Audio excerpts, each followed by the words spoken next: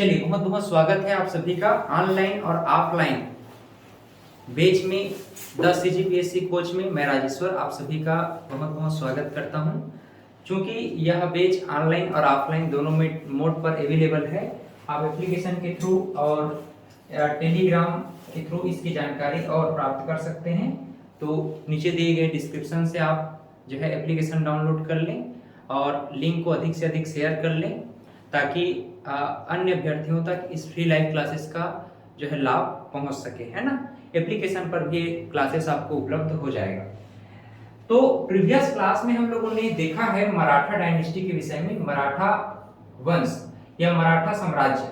मराठा साम्राज्य के संदर्भ में हम लोग प्रीवियस क्लास में देखे हैं कि मूल रूप से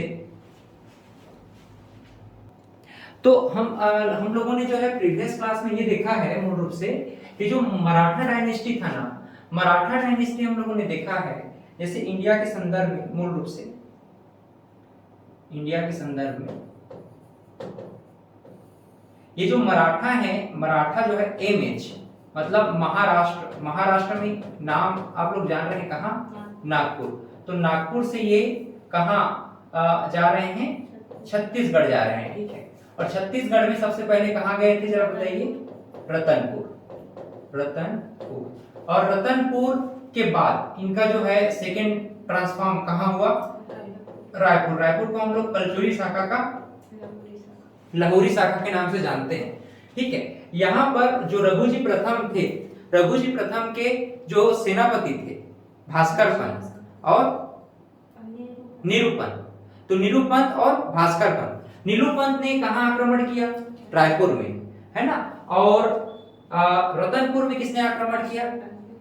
किसने? भास्कर पंत ने। इस प्रकार से छत्तीसगढ़ में जो कलचुरी साम्राज्य था, कलचुरी साम्राज्य का डोमेन, कलचुरी साम्राज्य डोमेन हो गया किसका? मराठा साम्राज्य का। आगे चल करके हम लोग देखेंगे कि धीरे धीरे पूरा जो ये काकती वंश है, कहाँ? दक्षिण भारत में। तो काकती वंश पर भी धीरे धीरे मराठों का आधिपत्य होने लगेगा। फिर ब्रिटिश कंट्रोल आ जाएगा पूरा भारत के अंतर्गत। तो हम लोग छत्तीसगढ़ में मूल रूप से ब्रिटिश कंट्रोल, नागपुर में ब्रिटिश कंट्रोल पर बात करेंगे। आगे चल करके देखिए, हम लोगों ने लास्ट क्लास में अप्रत्यक्ष मराठा शासन पर डिस्कस किया है मुख्य रूप से। यहाँ पर जो प्रमुख शासक थे उनका शासकों का एक बार नाम आप लोग बता दीजिए, कौन थे? रघुनाथ सिंह और मोहन सिंह। कौन कौन थे? रघुनाथ सिंह और मोहन सिंह। और लाहौरी शाखा में अमर सिंह। लाहौरी शाखा में क्या है? अमर सिंह। चलिए, तो अब हम प्रत्यक्ष मराठा शासन में लास्ट क्लास में देखे हैं बिम्बाजी भोसले के विषय में, कि बिम्बाजी भोसले वास्तव में हम देखें तो ये प्रत्यक्ष मराठा शासक हैं। कहां? छत्तीसगढ़ में। तो प्रत्यक्ष मराठा शासक के रूप में बिम्बाजी भोसले रतनपुर का जो प्राचीन किला रहा है, रतनपुर के प्राचीन किला में ये आते हैं और अपना शासन जो है ये स्थापित करते हैं, है ना। वहीं अगर हम बात करें चिमड़ा जी के विषय में, तो चिमड़ा जी जो है बिम्बाजी के भाई, बिम्बाजी जी के भाई मुधोजी, मुधोजी का पुत्र है कौन? चिमड़ा जी। प्रीवियस क्लास आप लोग जरूर देखिएगा, ऑनलाइन मोड में भी जो है प्रीवियस क्लास जरूर देखिएगा। प्रीवियस क्लास में हम लोगों ने इसके विषय में काफी लंबा डिस्कशन किया है। तो हम एक ओवरव्यू बस दे रहे हैं ना, तो आपको बहुत अधिक डिटेल में जानना है तो प्रीवियस क्लास को जरूर देखिएगा। बिम्बाजी के भाई कौन है? मुधोजी। क्योंकि बिम्बाजी लोग कितने भाई हैं? 4 भाई। तो चारों भाइयों में बिम्बाजी जो है सबसे छोटे हैं, इस नाम से इनको पेशवा के हस्तक्षेप पर, क्योंकि चारों भाई सत्ता के लिए झगड़ रहे थे रघुजी की मृत्यु के पश्चात, तो रघुजी प्रथम की मृत्यु के पश्चात चारों भाई को बंटवारा कर दिया गया, अलग अलग साम्राज्य। बिम्बाजी को कहां मिला? छत्तीसगढ़। छत्तीसगढ़ आते हैं, छत्तीसगढ़ में इनकी कुछ समय पश्चात मृत्यु हो जाती है। फाइनली इनकी जो प्रथम बीबी है आनंदीबाई, इनकी वाइफ, यही पूरे छत्तीसगढ़ में कंट्रोल कर रही होती हैं, पूरा राज सत्ता कंट्रोल कर रही होती हैं। लेकिन चिमड़ा जी को यहाँ का फिर से राजा घोषित किया जाता है, लेकिन चिमड़ा जी का 1 वर्ष के पश्चात ही इनकी रहस्यमय तरीके से मृत्यु हो जाती है, जिसमें इनके घर परिवार वालों का ही हस्तक्षेप ऐसा माना जाता है इतिहासकारों के अकॉर्डिंग। बात करें हम लोग, जैसे वेंकोजी और अप्पा साहेब, इन्हीं पर मुख्य रूप से हम लोग आज डिस्कस करना चाहते हैं कि वेंकोजी और अप्पा साहेब ने प्रत्यक्ष मराठा शासन को किस प्रकार से संचालित किया है। तो प्रत्यक्ष मराठा शासन के अंतर्गत आज हम बात करना चाहेंगे व्यंकोजी भोसले।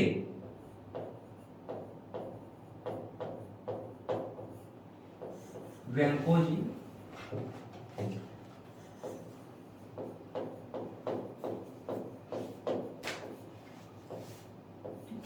व्यंकोजी भोसले, हेडिंग डालिएगा व्यंकोजी भोसले।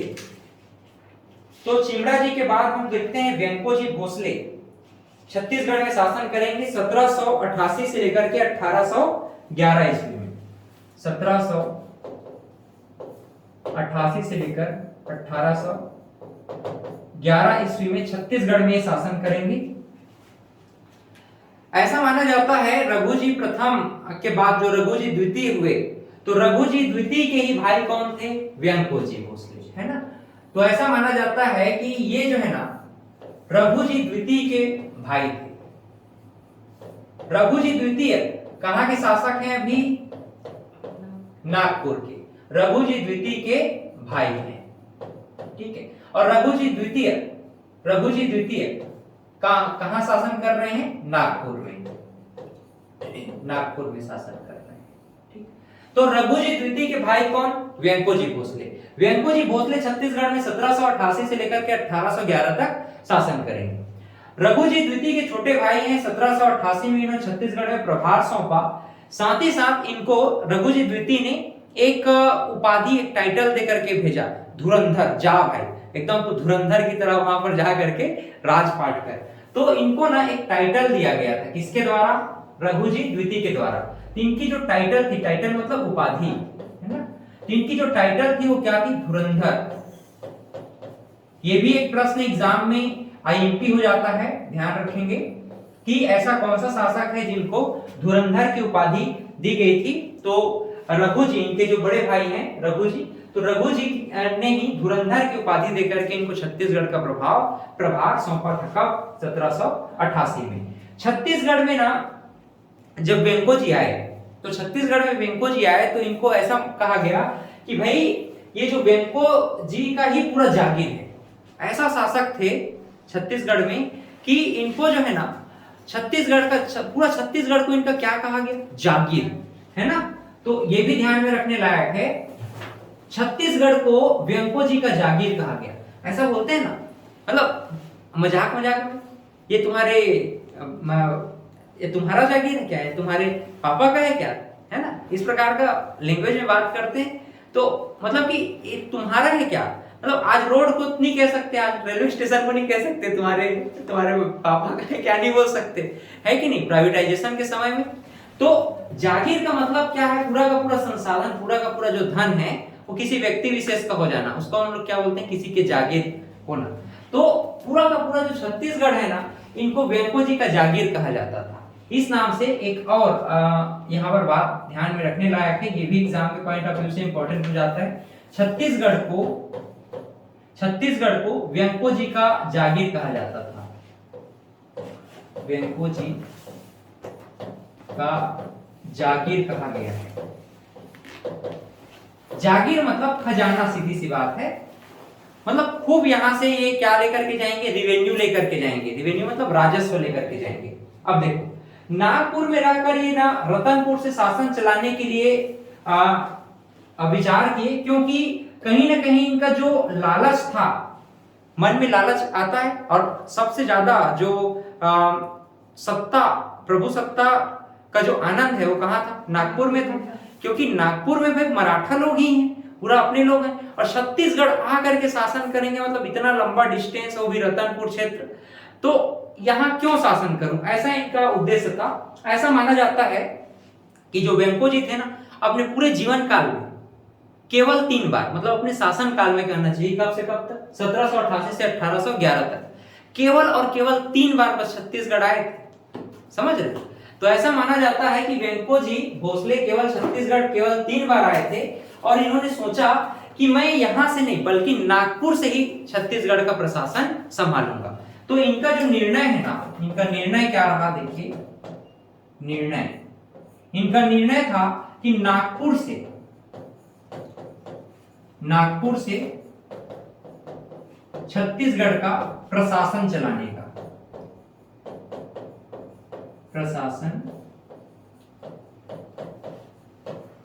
चलाने का निर्णय। तो इनका जो निर्णय था वो ये कि हम नागपुर से ही क्या करेंगे, छत्तीसगढ़ का प्रशासन चलाएंगे। क्लियर है? कुल मिलाकर के यूं कह सकते हैं आप कि कोई प्रतिनिधि चुन लेंगे। प्रतिनिधि मतलब जो क्षेत्र का, अब यहाँ पर कौन प्रतिनिधि लोग हैं, यहाँ के गौटिया हैं, ठीक है, यहाँ के जो प्रमुख लोग हैं जिनको हम कहते हैं जमींदार वगैरह लोग कहते हैं। तो इन्होंने एक जैसे कि परगना पद्धति हम लोगों ने पढ़ा है ना, तो परगना पद्धति के वहां जो प्रमुख लोग होंगे, तो यहाँ पर रियासतें 14 रियासतें थी, तो वहां के जो प्रमुख लोग होंगे ये राजस्व के प्रमुख क्षेत्र रहेंगे। तो होता क्या है, नागपुर से सीजी में ये प्रशासन चलाने का जब निर्णय लेते हैं ना, तो ये सोचेंगे कि भाई मेरा काम प्रशासन को, तो मैं यहाँ से रोज अप डाउन तो कर नहीं सकता, हेलीकॉप्टर उस समय वैसे भी नहीं था, हेलीकॉप्टर रहता तो अंबानी जैसे रोज का अप डाउन कर लेते, तो हेलीकॉप्टर नहीं था ना, तो ये सोचते थे कि भाई हम कैसे प्रशासन चलाएं। चूंकि एक बात और ध्यान में रखिएगा, आनंदीबाई मतलब बिंबाजी भोसले की पत्नी आनंदीबाई, अभी भी उनका बागडोर और नेतृत्व छत्तीसगढ़ में गया नहीं है, क्योंकि वो कहाँ है, छत्तीसगढ़ में ही है। तो कहीं ना कहीं टकराव होगा, विचारों का टकराव होगा, किनके बीच, आनंदीबाई के बीच और व्यंकोजी भोसले के बीच। हालांकि फैमिली से हैं तो हर बात को मान लेते हैं और चलो भाई रिश्तेदारी है, तो मतलब कि झगड़ा लड़ाई नहीं होते हैं, इस प्रकार का काम चलाएंगे। लेकिन इनका जो निर्णय है, इनके निर्णय का टकराव कहीं ना कहीं किसके साथ होगा, आनंदीबाई के साथ होगा। अब देखिए ये निर्णय क्या लेंगे ना, पहली बात तो नागपुर से हम छत्तीसगढ़ का प्रशासन चलाएंगे, दूसरा कि नागपुर से प्रशासन चलाने के लिए हम यहाँ पर सूबेदारों की नियुक्ति करेंगे, सूबेदारों की नियुक्ति, ठीक है, सूबेदारों की नियुक्ति, क्योंकि ऐसे तो शासन चलेगा नहीं, है ना, कोई ना कोई प्रतिनिधि चाहिए। तो प्रतिनिधि के रूप में इन्होंने क्या नियुक्त कर दिया, सूबेदार नियुक्त कर दिया, है ना। तो व्यंकोजी भोसले ने जो निर्णय लिया था उसमें इन्होंने सूबेदार की नियुक्ति की। सूबेदार नियुक्त करके ये लगभग 1811 तक पूरा प्रशासन को छत्तीसगढ़ में कंट्रोल करते रहे। कहां से, नागपुर से। और ऐसा माना जाता है कि एक बार बनारस घूमने गए थे और बनारस में ही इनकी रहस्यमय तरीके से मृत्यु हो गई। तो 1811 तक इन्होंने सूबेदार की नियुक्ति की और सूबेदारों की नियुक्ति के माध्यम से छत्तीसगढ़ में प्रशासन करते रहे। अब ध्यान दीजिएगा यहाँ पर जो मुख्य रूप से जो सूबेदार है ना, सूबेदारों से जनरली प्रश्न पूछ दिए जाते हैं। तो प्रमुख रूप से कौन कौन से सूबेदार थे, इनको हम लोग थोड़ा सा देखेंगे अभी नेक्स्ट स्लाइड में। देखिए प्रमुख रूप से कौन कौन से यहाँ सूबेदार थे। जो पहले सूबेदार हैं उनका नाम क्या है, महिपत राव दिनकर, महिपत राव दिनकर, महिपत राव दिनकर पहले सूबेदार है महिपत राव दिनकर। महिपत राव दिनकर के बाद विठल राव दिनकर। और एक बात ध्यान में रखेंगे, जब भी परगना पद्धति के जनक के विषय में पूछता है तो उनका नाम क्या होगा, विठल राव दिनकर। लेकिन परगना पद्धति को एग्जीक्यूट कराने वाले व्यक्ति का नाम क्या था, बिंबाजी भोसले। हम लोग पढ़े बिंबाजी भोसले ने एग्जीक्यूट किया, सूत्रधार कहा जाता है किसको, परगना पद्धति में बिंबाजी भोसले को। लेकिन विठल राव दिनकर ने परगना पद्धति को जन्म दिया था, इस थ्योरी को लाया था, है कि नहीं। तो ये दोनों बातें बहुत कंफ्यूजिंग है, इस नाम से दोनों बातें ध्यान में रखना है। महिपत राव दिनकर फिर विठल राव दिनकर। महिपत राव दिनकर और विठल राव दिनकर के बीच हमेशा टकराव होता रहा, किसके मध्य, आनंदीबाई के मध्य। तो आगे चल करके फिर दोनों बैठक में जाते हैं, कहा, नागपुर, कि भैया आपके कंट्रोल में हम काम कर रहे हैं रतनपुर में, लेकिन ये आनंदीबाई जो है हमको बीच बीच में टोकती हैं, है ना, तो ऐसे में काम चलेगा नहीं। तो फिर व्यंको जी कहते हैं कि हम एक संधि करते हैं, समझौता करते हैं। कैसा समझौता करेंगे कि पूरा का पूरा जो छत्तीसगढ़ में शासन है वो किसके नाम से चलेगा, व्यंको जी के आदेश पर चलेगा। कहां से, नागपुर से। और इसको चलाओगे कौन, सूबेदार। कौन चलाएगा, सूबेदार। लेकिन सूबेदार जो है हर आदेश का पालन किसका करेंगे, आनंदीबाई का। मामला खत्म। आदेश का पालन न करना ही तो समस्या था ना। तो जितना भी आदेश था ना वो किसका पालन किया जाएगा, आनंदीबाई का। लेकिन पूरा राजस्व है और जितना भी नियमावली है उसको एग्जीक्यूट कराने वाले कौन होंगे, सूबेदार। और सीधा किसको रिपोर्ट करेंगे, नागपुर रिपोर्ट करेंगे। लेकिन अगर कोई भी मतलब कि एग्जीक्यूटिव वाला पार्ट है तो उसको अगर कोई आदेश दिया जाता है आनंदीबाई के द्वारा तो सूबेदार उसको मना नहीं कर पाएंगे। तो ले दे के फिर मामला को यहाँ पर सुलटाया गया था, छत्तीसगढ़ी में कहें तो, है ना, उसको क्या बोलते हैं जी, रजामंदी किया गया था बाद में, है ना। तो महिपत राव दिनकर, फिर विठल राव दिनकर, विठल राव दिनकर के पश्चात कौन है, भवानी कालू,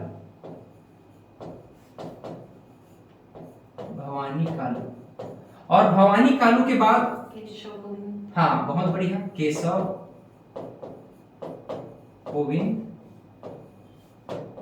कोविंद के बाद बोलिए क्या नाम है, बिंकोजी पिंडरी,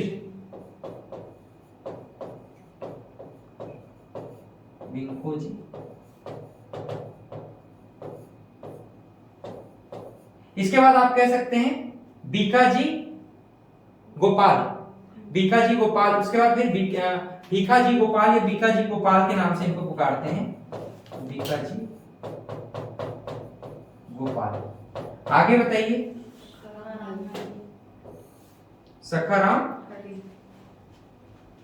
हरि सखाराम टांटिया, ऐसे इनका पूरा नाम बोला जाता है।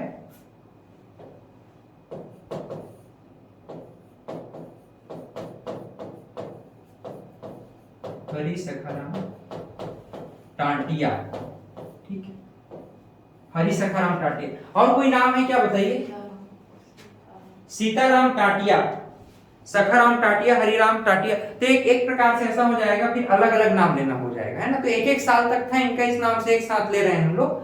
नेक्स्ट सीताराम को इसमें मैं कनेक्ट कर लेता हूं। उसके बाद फिर हम कहेंगे यादव राव दिवाकर, यादव, यहां पर इसको हम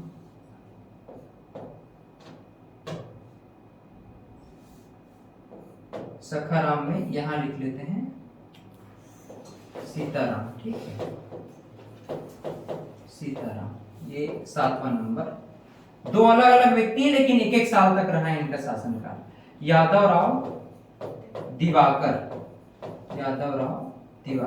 तो कुल मिलाकर के हम देखें यहां पर, कुल मिलाकर के हम देखें तो कुल कितने सूबेदारों की नियुक्ति हुई है एक्चुअल में काउंट के हिसाब से देखेंगे तो 9 है ना, लेकिन काउंट किया जाता है जनरली कितना, 8, क्योंकि इनका कहीं ना कहीं शासन चला नहीं तो उनको एक ही मान लिया जाता है, सखाराम टाटिया और सीताराम को। तो इस प्रकार से टोटल जो है मेनली अगर हम कहें तो 8 प्रमुख सूबेदारों की नियुक्ति हुई थी। मही, विट्ठल, भवानी, केशव बीको, बीका, सखा, यादव, ठीक है।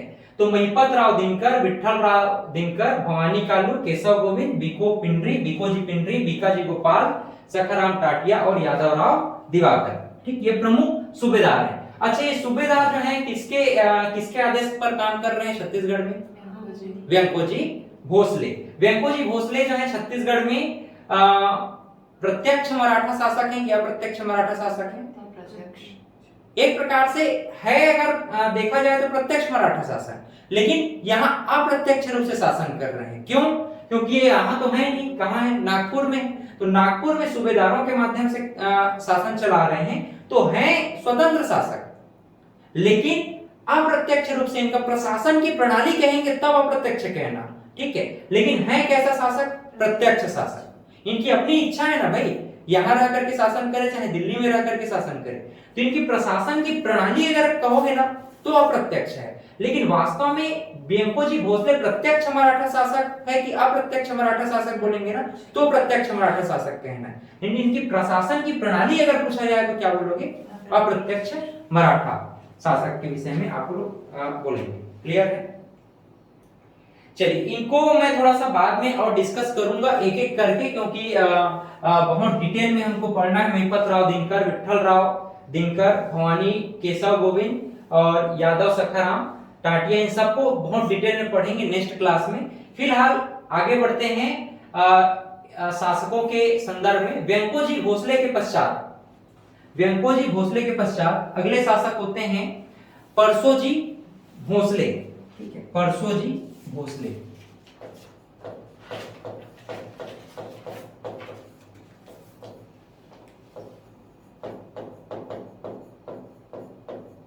अब देखिए परसोजी भोसले का शासनकाल कब से कब तक रहेगा भाई? 11 से सीधा आगे बढ़िए 1811 से 1816 तक। 1811 से लेकर 1816 तक इनका शासन रहेगा। इनके संदर्भ में क्या खास बात है कि व्यंकोजी के मृत्यु के पश्चात भोसले रघुजी भोसले द्वितीय ने अपने प्रशासन को अपने कंट्रोल में लिया और परसोजी भोसले को छत्तीसगढ़ शासन करने के लिए भेज दिया गया। और इस प्रकार से रघुजी द्वितीय की मृत्यु के पश्चात जो पुरसोजी है ना, तो पुरसोजी ने एक तरफ तो है छत्तीसगढ़ का भी कार्यभार संभाला और दूसरे तरफ नागपुर का भी कार्यभार इन्होंने संभाला था। तो इस प्रकार से दो बातें आपको ध्यान में रखना है कि रघुजी द्वितीय की मृत्यु के पश्चात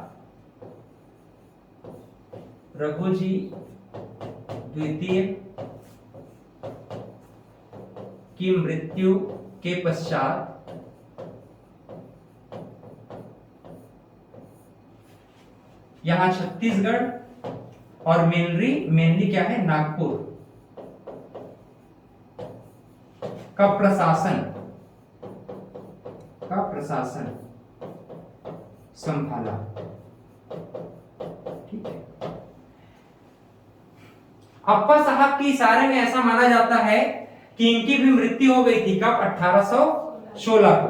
और 22 मार्च 1816 को रघुजी द्वितीय की मृत्यु होने के बाद उनके पुत्र जो हैं पुरसा जी, जिनको हम बाला साहब के नाम से जानते हैं, इन्होंने छत्तीसगढ़ में प्रशासन को संभाला था। और छत्तीसगढ़ में प्रशासन को संभाला किनकी मृत्यु के पश्चात? रघुजी द्वितीय के बाद। और न केवल छत्तीसगढ़ के प्रशासन को संभाला अपितु नागपुर के प्रशासन को भी संभाला।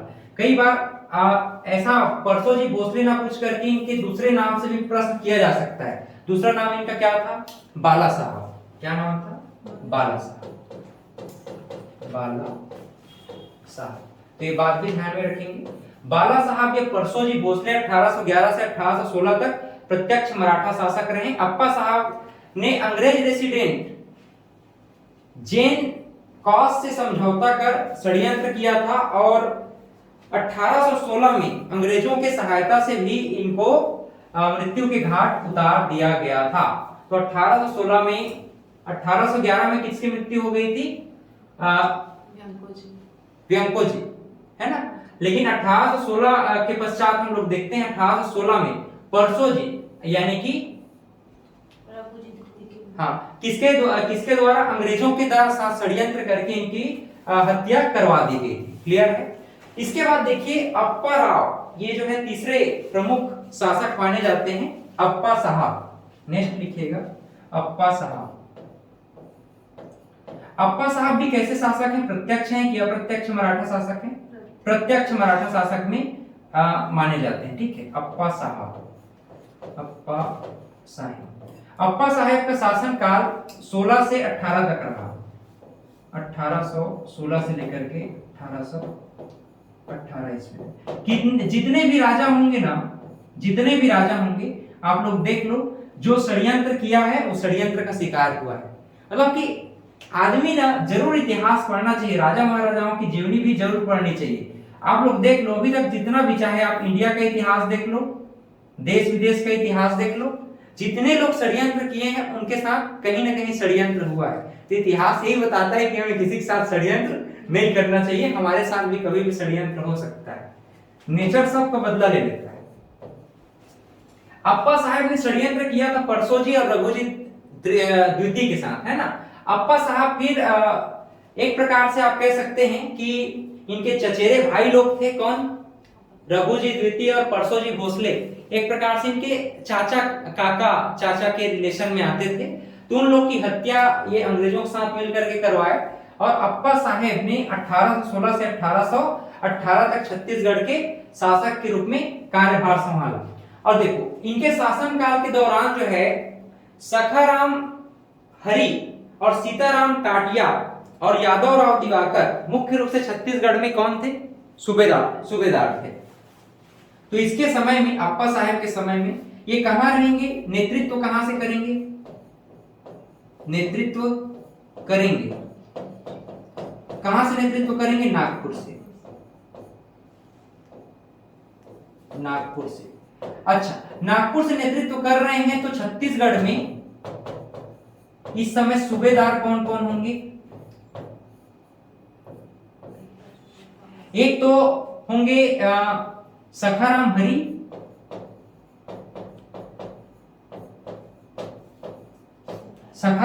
सीताराम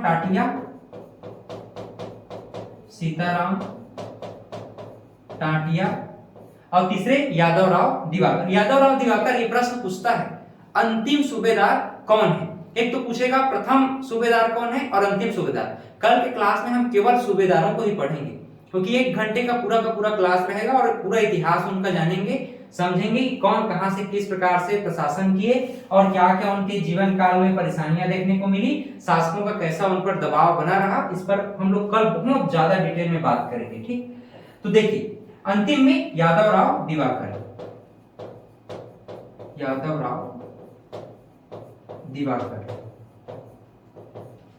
तो मूल रूप से हम लोग देखते हैं कि अप्पा साहेब एक प्रकार से बाला साहब के पश्चात अप्पा साहेब 1816 से 1818 तक छत्तीसगढ़ का नेतृत्व करेंगे, यानी कि छत्तीसगढ़ में सूबेदारों के माध्यम से शासन करेंगे।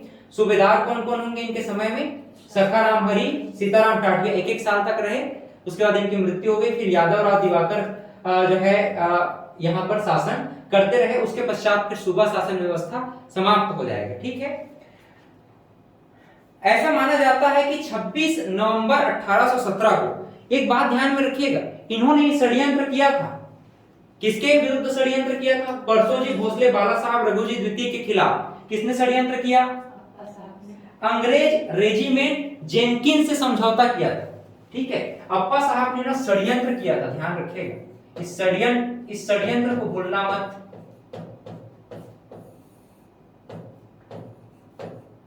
जेनकिंस, अंग्रेज रेजिडेंट कौन है? जेनकिंस, ये अंग्रेज है।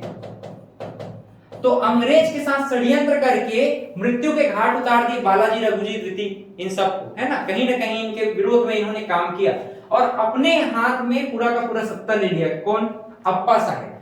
अंग्रेज लोग बोलेंगे तुम अपना काका बाबा के हक में नहीं हुआ रे, हमारा हक में क्या होगा तू, तेरे को हम छोड़ेंगे नहीं।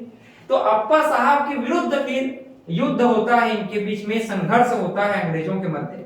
अब देखिए, जैसा बीज बोया है वैसा फल काटेगा। कौन? अप्पा साहब।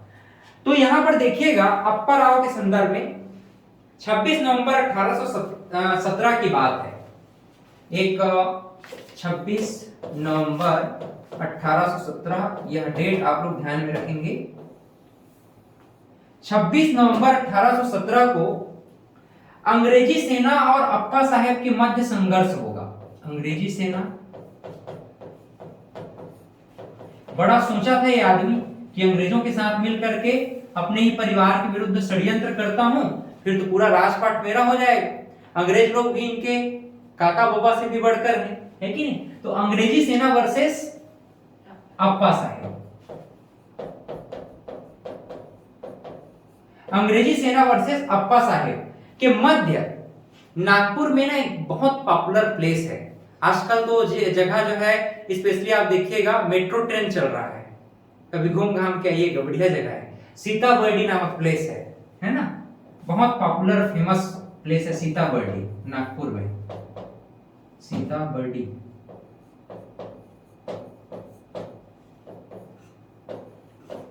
का संघर्ष, ठीक है। तो हम देखते हैं सीताबर्डी में इनके बीच में संघर्ष हुआ और ये जो अप्पा साहेब है ना बहुत खतरनाक तरीके से घायल हो गए थे, मतलब हार गए, सीधी सी बात है। डिफीट कौन हुए? हार गए। संघर्ष में कौन हारे? अप्पा साहेब हार गए और 1818 में अप्पा साहब को इनके पद से अंग्रेज लोग ही हटा दिए। ठीक है, तो इस प्रकार से हम लोग देखते हैं कि जो प्रत्यक्ष मराठा शासन था, प्रत्यक्ष मराठा शासन अब किसके कंट्रोल में जा रहा है? ब्रिटिश, अंग्रेजों के कंट्रोल में जा रहा है। तो इस प्रकार से ये प्रश्न आपका बनता है, क्या प्रश्न बनेगा कि कौन सा संघर्ष था और वह संघर्ष कब हुआ मराठा शासन में, जिसके बाद पूरा मराठा शासन व्यवस्था अंग्रेजों के अधीन हो गया। तो एक प्रकार से ब्रिटिश संरक्षण के अधीन शासन हम देखें तो अप्पा साहेब के समय हुआ 1816 से 1818 के मध्य। हम देखते हैं कि 26 नवंबर 1817 को अंग्रेजी सेना वर्सेस अप्पा साहेब का क्या होगा? संघर्ष होगा। फिर फाइनली देखते हैं कि अप्पा साहब का कंट्रोल अंग्रेज लोग छीन लेंगे कब? 1818 में, और पूरा ये जो शासन व्यवस्था है, प्रशासन व्यवस्था है, ब्रिटिश संरक्षण के अधीन हो जाएगा। ऐसा नहीं है कि अभी ब्रिटिश के पूरा कंट्रोल में आ गया है, ठीक है, लेकिन अप्रत्यक्ष रूप से हम कहें तो ब्रिटिशर्स ही क्या करेंगे? कंट्रोल करेंगे। अब देखो सीधी सी बात है, अपनी लाठी अपनी भैंस बोलते हैं ना, तो जिसकी लाठी उसकी भैंस। सीधी सी बात है, यहाँ पर सूबेदारों के माध्यम से क्या चला रहे हैं? प्रशासन चला रहे हैं। अब इस सूबेदारों को हटा देंगे, है ना, सूबेदारों को हटाएंगे और अंग्रेज लोग अपना नियम बनाएंगे, अपने हिसाब से यहाँ पर प्रशासन करेंगे। अच्छा एक बात बताओ, एक बात मुझे बताना, ये बहुत कॉमन सेंस की बात है। यहाँ पर हम लोग देखते हैं, यहाँ पर देखना ना, ये अपना क्या है? महाराष्ट्र, नागपुर है, ठीक। ये अपना क्या है? छत्तीसगढ़ है। अब बात समझना, यहां पर कौन शासन कर रहे हैं? मराठा। कौन शासन कर रहे हैं? मराठा। अब मराठा का प्रत्यक्ष शासन कहां है? छत्तीसगढ़ में। अब चूंकि अंग्रेज लोग यहां आकर के छत्तीसगढ़ में तो युद्ध नहीं लड़ रहे हैं किसी से, है कि नहीं? कहां युद्ध लड़ रहे हैं? सीताबर्डी में, नागपुर में। तो सोचने वाली बात है, भाई नागपुर में लड़ रहे हो, क्या छत्तीसगढ़ को इसमें घसीट रहे हो? तो गेहूं के संग में कीड़ा रगड़ा है, होता है ऐसा। तो नागपुर के अधीन, मराठों के अधीन ही क्या है? छत्तीसगढ़। इसी नाम से अगर ये नागपुर, समझना बात को, अगर नागपुर अंग्रेजों के अधीन होगा ना, तो साथ ही साथ ये मराठा शासन के अंतर्गत जो भी साम्राज्य होगा, जहां तक फैला होगा, वो सब बाय डिफॉल्ट किसके कंट्रोल में चला जाएगा? अंग्रेजों के कंट्रोल में चला जाएगा। नहीं समझ में आया क्या? आ रहे हैं समझ? देखना, ये जो नागपुर है ना, नागपुर में कौन शासन कर रहे हैं? मराठा। अब मराठा का साम्राज्य फैलते फैलते कहां चला गया है? छत्तीसगढ़। अब छत्तीसगढ़ में जब इनका कंट्रोल है, इनका जो केंद्र बिंदु है वो कहां है? नागपुर। अब नागपुर ही किसके अधीन हो जाएगा? अंग्रेजों के। तो मराठों का जहां तक साम्राज्य फैला रहेगा वो बाय डिफॉल्ट ना चाहते हुए भी किसके कंट्रोल में चला जाएगा? अंग्रेजों। इसी नाम से तो ये जो सूबेदारी व्यवस्था है 1818 में समाप्त कर दिया गया। अब बात समझ में आ गया? क्लियर? चलिए आगे बढ़ते हैं। इसके बाद हम पढ़ेंगे ब्रिटिश संरक्षण के अधीन शासन। ब्रिटिश संरक्षण के अधीन शासन।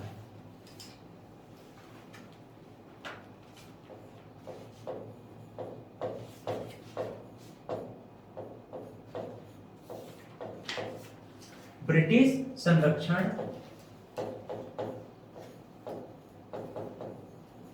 ब्रिटिश संरक्षण के अधीन मराठा शासन, स्पष्ट होना चाहिए।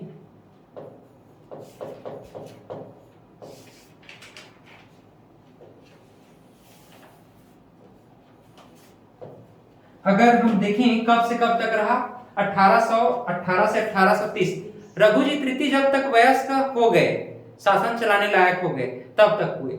उसके बाद फिर तो डलहौजी का हड़प नीति आ जाएगा ना, और जो है डलहौजी के हड़प नीति के माध्यम से फिर पूरा का पूरा इनका परमानेंटली किसके कंट्रोल में चला जाएगा? अंग्रेजों के कंट्रोल में चला जाएगा।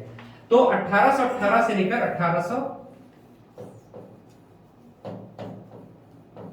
1830 ईस्वी तक ब्रिटिश संरक्षण के अधीन मराठा शासन चलता रहा। 22 मार्च 1816 को रघुजी द्वितीय की मृत्यु हुई थी, आप सब लोग जानते हैं। रघुजी द्वितीय की मृत्यु के पश्चात पूरा मराठा शासन डगमगा गया, ठीक है, अनकंट्रोल्ड हो गया। फिर आगे चल करके हम लोग देखते हैं कि लॉर्ड हेस्टिंग ने नागपुर राज्य में, लॉर्ड हेस्टिंग, इनका नाम याद रखना है, लॉर्ड हेस्टिंग,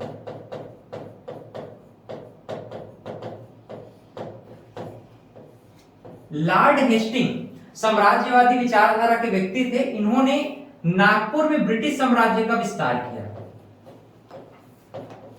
नागपुर में ब्रिटिश साम्राज्य का विस्तार करना चाहते थे। कौन? Lord Hasting. आगे चल करके हम लोग देखते हैं कि 27 मार्च 1816 को किसके बीच संधि हुई थी? अप्पा साहेब और, हाँ, तो एक संधि भी ध्यान में रखिएगा, एक संधि हुई थी अप्पा साहेब के मध्य। अप्पा साहेब हार गए थे ना, तो अप्पा साहेब वर्सेस अंग्रेज, तो अप्पा साहेब वर्सेस अंग्रेज के मध्य एक संधि हुई थी। कब संधि हुई थी? 27 मार्च 1816। 27 मार्च 1816। तो अप्पा साहेब क्या करेंगे कि 7.5 लाख रुपए पहली बात तो अंग्रेजों को प्रतिवर्ष देंगे और नागपुर राज्य में ब्रिटिश सेना रखने का पूरा अधिकार देंगे। सीधी सी बात है, हार गए थे, लेकिन अंग्रेज लोग फिर भी बोल रहे हैं कि आप ही शासन करो, हमको कोई दिक्कत नहीं है, लेकिन आप हमें प्रतिवर्ष कितना पैसा? तो मात्र 7.5 लाख रुपए। उस समय का 7.5 लाख रुपए मतलब समझ रहे हो ना, मतलब करोड़ भी कम है भाई। उस समय का 7.5 लाख रुपए मतलब सोचो ना, उस समय आना चलता था, 1 आना, 2 आना, 3 आना, बहुत बड़ी बात है। अगर आप 25 पैसा लेकर के बाजार गए ना, पूरा घर भर के लिए, मस्त बच्चों के लिए कुछ खाने पीने का बढ़िया क्या बोलते हैं, मुर्रा लड्डू वगैरह सब कुछ ला सकते थे। समझ रहे हो, पहले सियान लोग वैसे ही करते थे। तो संधि अगर बात करें तो संधि कब हुआ था? 27 मार्च 1816 को। किसके किसके बीच? अप्पा साहब और अंग्रेज के मध्य। इस समझौता में मुख्य बात क्या रखी गई थी कि ये जो अप्पा साहेब हैं, अप्पा साहेब जो है 7.5 लाख रुपए किसे देंगे? अंग्रेजों को देंगे। 7.5 लाख रुपए किसे देंगे? अंग्रेजों को देंगे, पहला शर्त। संधि में दूसरी बात क्या रखी गई थी कि जो ब्रिटिशर्स हैं अपना जो सेना है कहां रखेंगे? नागपुर में। ब्रिटिश सेना नागपुर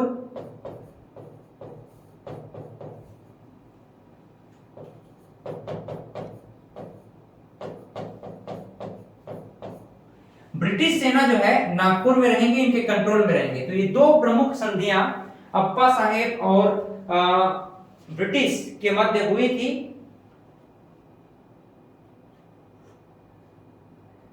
यहां पर हम लोग आगे चल करके देखेंगे 1840 के आते आते अप्पा साहब की मृत्यु हो जाती है।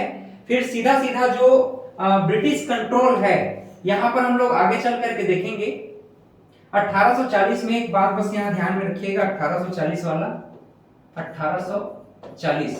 1840 में किसकी मृत्यु हो रही है? अप्पा साहेब की मृत्यु हो रही है, ये बात ध्यान में रखेंगे। इसके बाद फिर पूरा गेम पलट जाएगा, यहाँ पर चेंज होगा। अप्पा साहेब की मृत्यु हो गई, अप्पा साहेब की मृत्यु हो गई 1840 में। जैसे ही अप्पा साहब की मृत्यु हो जाती है, इसके पश्चात पूरा का पूरा कंट्रोल हम लोग 30 के बाद, 30 से कहां तक था जरा एक बार बताइए? 1818 से कहां तक है? 1830 तक।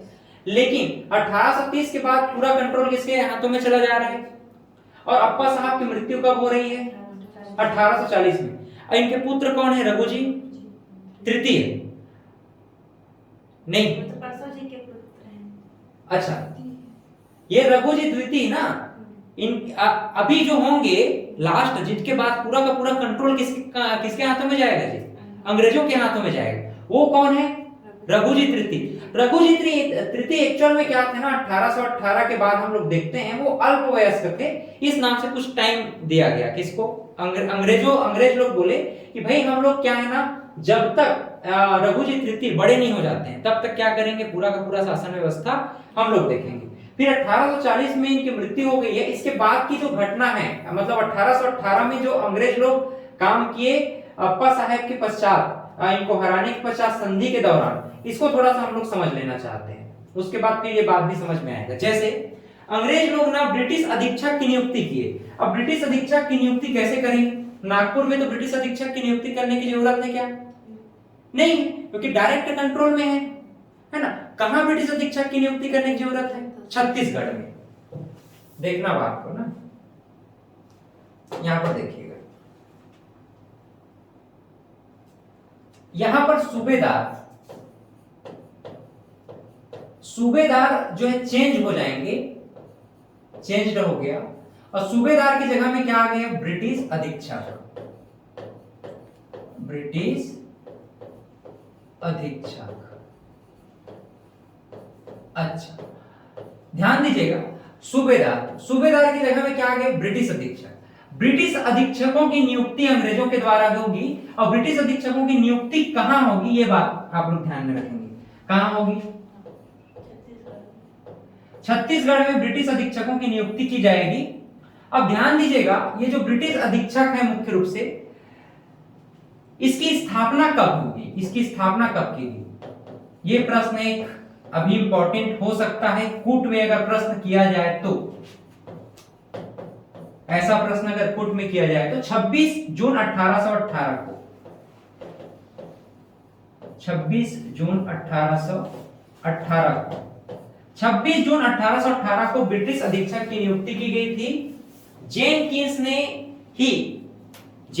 ही क्या किया था? सूबा शासन व्यवस्था को समाप्त किया था। तो ये भी एक प्रश्न बनता है अपने आप में, कूट में अगर प्रश्न बनेगा तो आप कहेंगे 1818 में किसने सूबेदारी की व्यवस्था को समाप्त किया? तो ब्रिटिश अधीक्षक कौन, ब्रिटिश शासक कौन थे उस टाइम? जेनकिंस। तो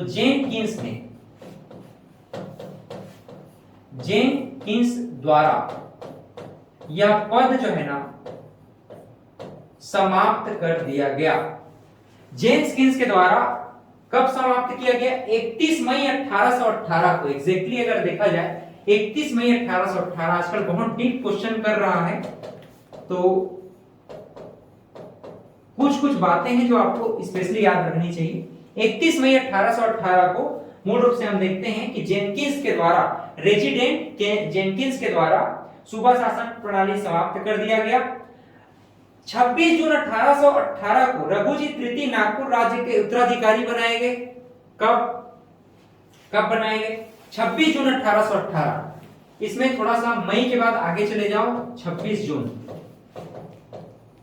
1818, जिनके विषय में हम लोग अभी बात कर रहे थे, रघुजी तृतीय, रघुजी प्रथम, रघुजी द्वितीय और रघुजी तृतीय उत्तराधिकारी बनाए गए। ठीक है, उत्तराधिकारी बनाए गए। उत्तराधिकारी बनाए गए, लेकिन ये अभी क्या थे? उम्र में छोटे थे। उत्तराधिकारी बनाए गए। 26 जून 1818 ईस्वी को रघुजी तृतीय को उत्तराधिकारी बनाया गया नागपुर शासन का, और 12 अप्रैल 1827 को विल्डर जेनकिंस को रघुजी तृतीय का उत्तराधिकारी बनाया गया। क्यों बनाया जाएगा? उम्र में छोटे थे।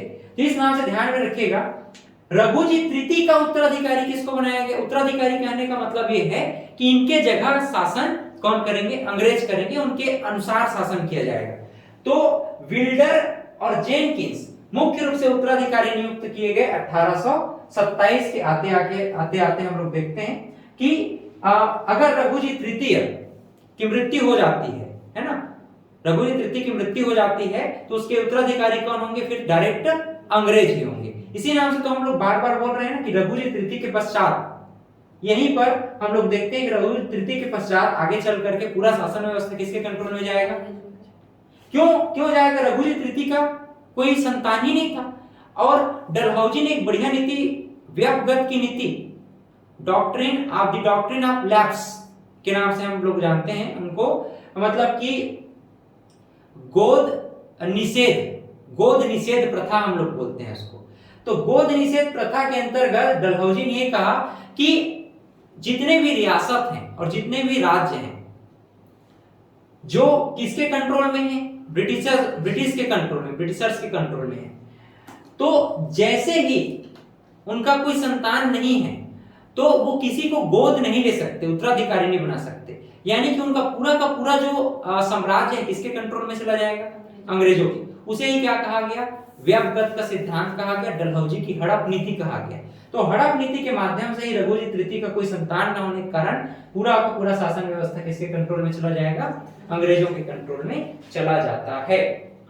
अब देखिए यहां पर जो ब्रिटिश अधीक्षक नियुक्त किए गए थे, ब्रिटिश अधीक्षक कौन कौन हैं इन पर हम थोड़ा सा बात कर लेते हैं।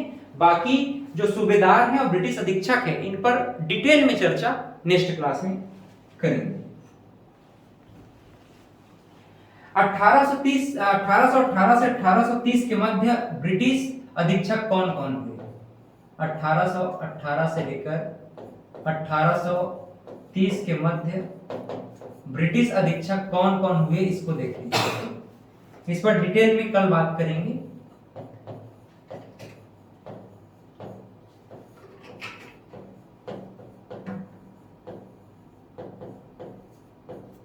ब्रिटिश अधीक्षक कौन कौन हुए, ठीक है। यहां पर भी दो तीन स्पेशली प्रश्न पूछेगा। पहली बात, कुल कितने ब्रिटिश अधीक्षक हुए? पहला। प्रथम ब्रिटिश अधीक्षक कौन हुए? दूसरा। अंतिम ब्रिटिश अधीक्षक कौन हुए? तीसरा। किसके समय में राजधानी वगैरह में कुछ परिवर्तन वगैरह का कुछ काम किया गया? ये चौथा प्रश्न। इसको चाहेगा तो कूट में भी प्रश्न कर सकता है, ठीक। कौन बहुत क्रूर था, कौन बहुत दयालु था और मतलब कि राज्य के लिए अच्छा काम किया? तो ये 3 से 4 प्रश्न हैं जो जनरली ब्रिटिश अधीक्षकों के संदर्भ में प्रश्न पूछे जाते हैं। प्रमुख ब्रिटिश अधीक्षक कौन कौन थे इसको ध्यान में रखेंगे। इसको अधीक्षक को बड़ा अधि लिखिएगा। अब देखो अधीक्षकों में क्रम से याद रखना, एडमंड है पहले, एडमंड, कैप्टन एडमंड,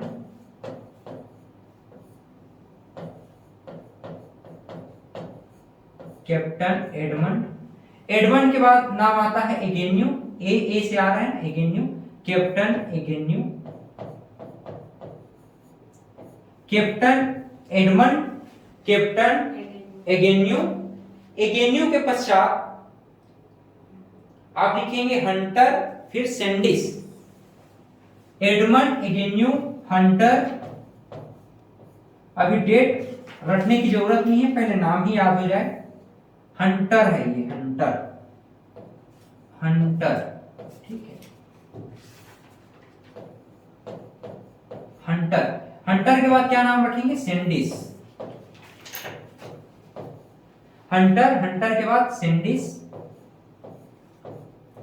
और सैंडिस और है, सैंडिस के बाद विल्किंस और क्राफर्ड, विल्किंस और क्राफर्ड।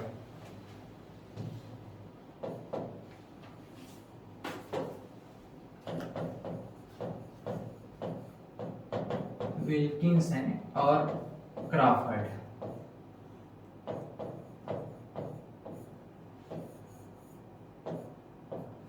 तो यहां से कौन कौन से प्रश्न बनते हैं नेक्स्ट क्लास में इस पर हम लोग डिस्कस करेंगे। जैसे कि अगर हम बात करें मुख्य रूप से एगेन्यू के संदर्भ में बात करें, है ना, एगेन्यू के विषय में अगर हम लोग बात करें, एडमंड के विषय में, तो एडमंड कौन है? प्रथम शासक है। और किसने राजधानी परिवर्तित किया? रायपुर, रतनपुर से अगर पूछा जाएगा तो क्या कहोगे? एगेन्यू ने कहा। फिर हंटर, सैंडिस, विल्किंस और क्राफर्ड। अगर टोटल नाम गिना जाए यहाँ पर तो टोटल कितने हो गए? Edmund, Agnew, Hunter 3, Sandis 4, Wilkins 5 और 6, टोटल 6।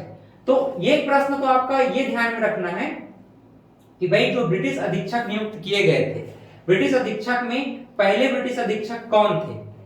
तो एडमंड साहब थे। एडमंड साहब मुख्य रूप से 1818 में नियुक्त किए गए थे। 1880 में, 1818 में ये नियुक्त किए गए थे।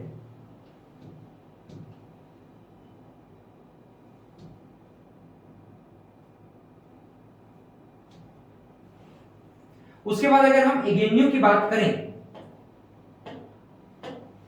तो एगेन्यू साहब की जो नियुक्ति है ये थोड़ा सा लंबा रहा, और एगेन्यू साहब ने ही मुख्य रूप से हम लोग देखते हैं कि राजधानी को रायपुर लेकर के गए। 18 से 25 तक इनका शासनकाल रहा था।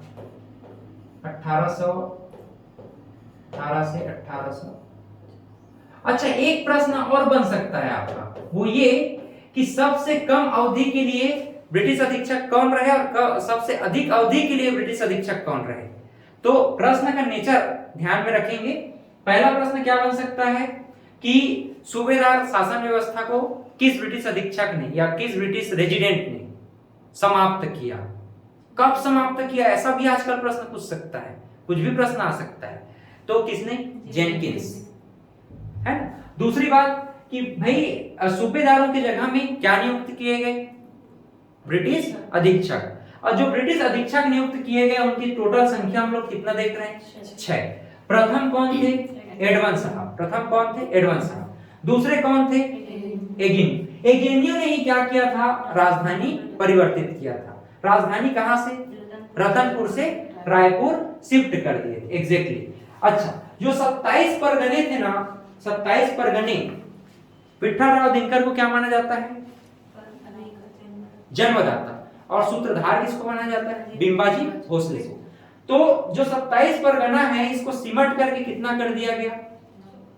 हाँ, फाइनली 9 किया गया। 8 कर दिया गया था, एक और बढ़ा दिया गया, फिर फाइनली कितना हो गया? 9। तो 27 परगने अल्टीमेटली इनके समय में क्या हो गया था? 9 परगने में कन्वर्ट कर दिया गया था, है ना। फिर हंटर, सैंडिस, विल्किंस और अंतिम में कौन है? क्राफर्ड। तो अंतिम में भी आप लोग ध्यान में रखिएगा, ये भी प्रश्न आपके एग्जाम में पूछा जाता है। तो कल की क्लास में हम लोग स्पेशली बात करेंगे, आपसे डिस्कस करेंगे 2-3 बातों पर, जैसे कि सूबेदार कौन कौन थे, उनका कार्यप्रणाली कैसा रहा छत्तीसगढ़ में, फिर ब्रिटिश अधीक्षक कौन है, कौन कौन रहे हैं, और इनका कार्यप्रणाली छत्तीसगढ़ में क्या रहा है। इन्हीं बिंदुओं पर कल हम नेक्स्ट क्लास में डिस्कस करेंगे, ठीक है। तो लाइव क्लास में भी अगर आपको कुछ डाउट होगा तो आप लोग कमेंट कर दे रहिएगा, है ना। तो नेक्स्ट क्लास में हम लोग उसको डिस्कस करेंगे। कुछ चीजें छूट जाती हैं तो उस पर हम लोग फिर से डिस्कस करते रहेंगे, है ना। चलिए मिलते हैं नेक्स्ट क्लास में, तब तक के लिए बहुत बहुत धन्यवाद। Have a great day.